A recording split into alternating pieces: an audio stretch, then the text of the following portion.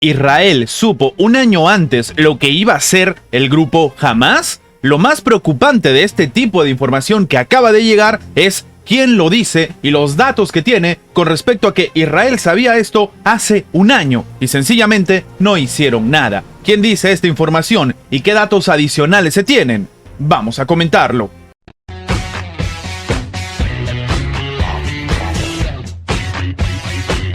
Documentos y entrevistas han revelado que funcionarios de Israel obtuvieron con un año de antelación el plan de batalla de Hamás para las acciones que sucedieron el 7 de octubre, pero lo desestimaron y decidieron no hacer nada para prevenirlo. Y básicamente el resumen es que ellos dijeron que bueno, en realidad esto no podía pasar porque si se llevaba a cabo este tipo de ataque, esto no tenía sentido porque los palestinos, el grupo Hamás, no tenían el suficiente arsenal militar o no tenían la formación para lograr hacer esto. Esto es lo que ha publicado nada más y nada menos que The New York Times. Y en este escenario, ellos dicen que pese a que los funcionarios militares y de inteligencia de Israel tuvieron y supieron el plan de Hamás, lo desestimaron como una posibilidad. El documento de unas 40 páginas al que las autoridades de Israel dieron el nombre clave de Muro de Jericó esbozaba punto por punto exactamente lo que iba a suceder, el tipo de invasión, los ataques y lo que terminó en este caso provocando el fallecimiento de 1.200 personas, además de distintos rehenes, como lo hemos comentado en anteriores videos. De acuerdo con el diario estadounidense, el documento describía casi todo el plan que Hamás llevó a cabo a principios de octubre de este año, con un asalto metódico diseñado para, en este caso, desbordar las fortificaciones que tiene Israel, además de tomar ciudades de Israel y asaltar bases militares clave, incluido el cuartel general de la división. El documento también hablaba de la descarga de cohetes al comienzo del ataque, drones para destruir las cámaras de seguridad y ametralladoras automáticas a lo largo de toda la frontera, algo que terminó sucediendo. Y en esta situación en la cual se dan datos tan específicos, tan exactos, la comunidad internacional entonces empieza a preguntar, a través de la información de The New York Times, ¿por qué Israel no hizo nada? En este caso, con todo esto que ha sucedido, el New York Times ha intentado descifrar si en este escenario Benjamín Netanyahu tuvo acceso a este documento, a esta información. Sin embargo, no se ha podido demostrar y no se tiene claro si en realidad el primer ministro también sabía hace un año lo que podía terminar pasando. Y lo más preocupante de todo esto es que los militares reconocen en privado que si el ejército hubiera tomado en serio estas advertencias y hubiera redirigido importantes refuerzos hacia el sur, donde Hamás terminó atacando y se sabía hace un año, Israel hubiera podido frenar los ataques o incluso evitarlos. A todo esto se suma que la Organización de las Naciones Unidas acaba de reportar que se ha cerrado el paso de Rafah entre Gaza y Egipto. Y como hemos comentado en anteriores videos, se reanudó el conflicto armado y estamos siendo testigos en primera fila de cómo la franja de Gaza pierde pues un ingreso importante, sobre todo a la hora de hablar de ayuda humanitaria. Cerrar, en este caso, como hemos comentado, el paso de Rafah, lo que hace es dejar de enviar ayuda humanitaria a los palestinos que están encerrados en la franja de Gaza. Y esto lo acaba de confirmar el portavoz de la Oficina de las Naciones Unidas para la Coordinación de Asuntos Humanitarios, James Lerke. Él mismo ha dicho que con la reanudación de la guerra, lastimosamente, en este continuo ataque que se está viviendo y del suministro de ayuda humanitaria, se ha tenido que cortar, está en duda, ya que el puesto de control de Rafah ha sido cerrado de manera indefinida. Él mismo dice que bueno, se necesita que se reanude la tregua humanitaria y que no vuelva a la guerra, pero claro,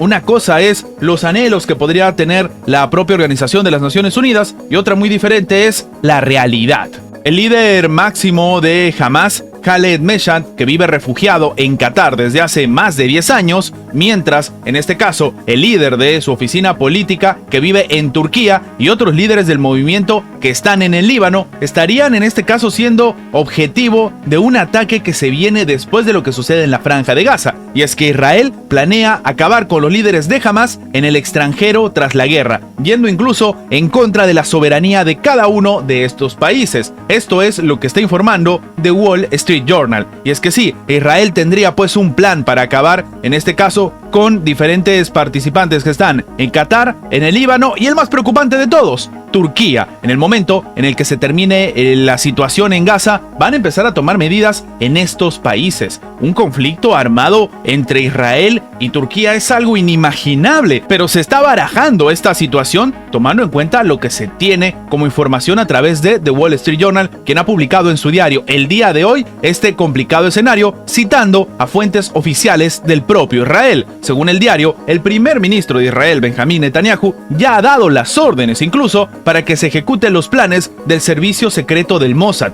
y también planes que en este caso son confidenciales, aunque hubo una filtración el pasado 22 de noviembre que permitió conocer de qué se trata esto. Y sí, recordemos que el propio Recep Tayyip Erdogan ha salido al frente a criticar en reiteradas ocasiones lo que está sucediendo por manos del propio Benjamín Netanyahu, al cual le ha llamado incluso un carnicero, y que falta poco para que se empiecen a tomar medidas no solamente diplomáticas, sino tal vez armadas. Esta sería la gota que derrame el vaso. En este caso, el ministro de Defensa, Yoav Gallant, ha dicho que en aquel momento los líderes de Hamas vivían en tiempo prestado, es decir, que de momento viven porque, bueno, tienen el tiempo prestado hasta que termine la situación en la franja de Gaza. Los planes comenzaron a diseñarse, según se dice, el mismo 7 de octubre, cuando el brazo de Hamas decidió ejecutar esta acción que nos ha llevado al conflicto que se está viviendo en este momento. En este caso, entonces, se habla de que Qatar, Turquía, lo del Líbano es todavía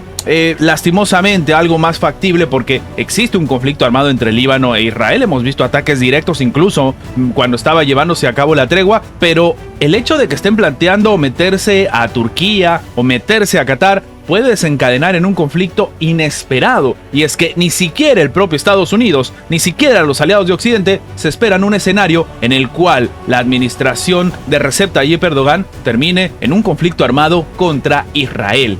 Tomando en cuenta lo que se está comentando con respecto a las acciones de Israel en otros países, debemos comentar que Siria denuncia un nuevo ataque de Israel en las afueras de Damasco. Sí, el propio gobierno entonces de la administración de Siria, que recordemos es uno de los más grandes aliados en esta parte del mundo de la administración rusa, ha vuelto a denunciar que se están generando ataques a las afueras de Damasco. Esto ha sido comunicado por el Ministerio de Defensa de Siria, una situación en la cual todavía la administración de Vladimir Putin no ha dado algún tipo de declaración, pero que de momento la comunidad internacional está expectante a ver qué es lo que va a suceder. Se añade que las fuerzas de defensa aérea de Siria han reaccionado con misiles y también han derribado la mayoría de los que han sido enviados por parte de Israel. Estamos hablando de un fuego cruzado ya. Y claro, recordemos que precisamente Siria también tiene armamento de Rusia, así como lo tiene Irán, o al menos que lo ha solicitado no hace mucho.